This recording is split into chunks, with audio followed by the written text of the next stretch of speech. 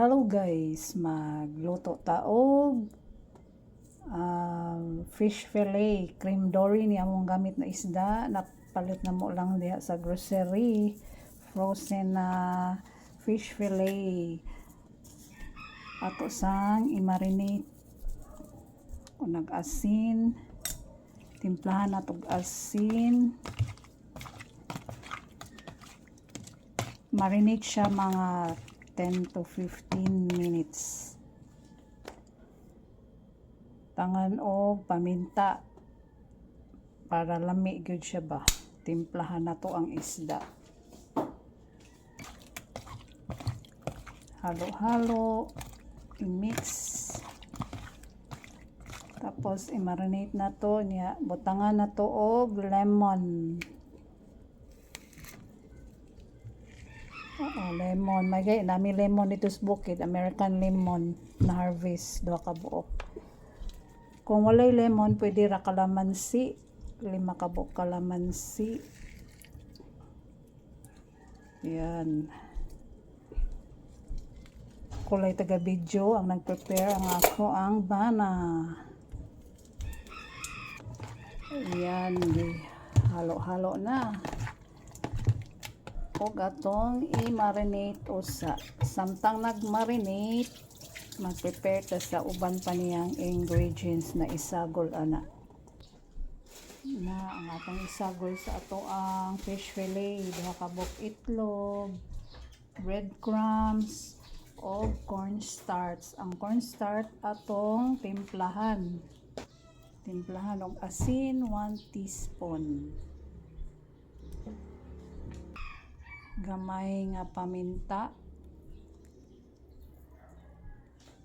Tapos i-mix na nato. Halo-haluin lang ang paminta, asin at cornstarch.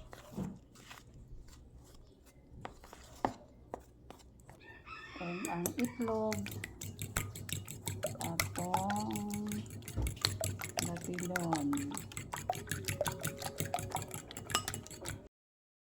After siya gi-marinate 10 to 15 minutes, mag-coating na ta sa atong fish fillet. Coat siya sa harina.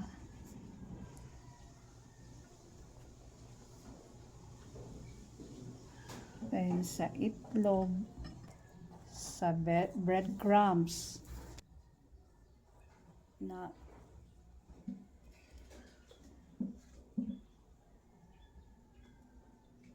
lang ibalik-balik na to o hantod mahuman na to og coating ang isda sa itlog.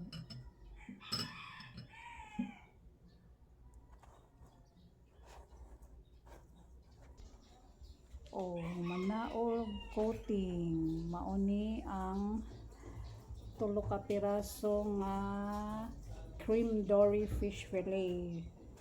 Ready na para atong lutuon. Ato nang lutuon. Yan, ato nang lutuon ang atong fish fillet.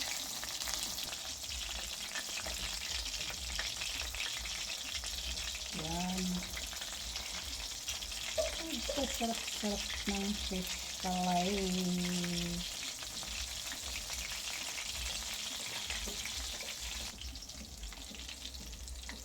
Lapit lang maluto.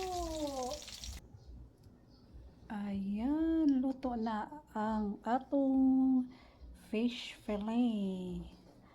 Orasag fish nuggets. Yan, dami pala.